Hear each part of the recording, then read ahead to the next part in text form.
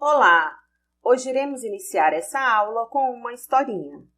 A mãe de Lucas, ao servir o café da manhã, percebeu algo estranho nos pães que havia comprado. Alguns que estavam no armário estavam com um bom cheiro e coloração perfeita. Outros que havia deixado próximo à pia da cozinha estavam com um aspecto diferente. Lucas ficou impressionado com a aparência dos pães e perguntou para sua mãe: "O que será que aconteceu com estes pães? O que vocês imaginam que aconteceu com os pães? Por que isso aconteceu? Quais as causas? Vocês já viram isso acontecer na casa de vocês?"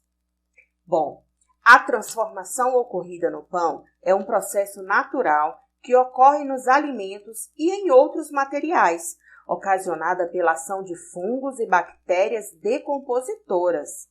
Porém, quando exposto à umidade, esse processo é acelerado e podemos ver o resultado em curto prazo. Por isso, é importante mantermos nossos alimentos bem acondicionados. Essas transformações podem ocorrer em função de outros aspectos, como o calor, por exemplo. É bom saber que alguns tipos de mofos são fungos danosos à sua saúde, como é o caso do bolor de pão e de outros alimentos, pois eles estragam e apodrecem.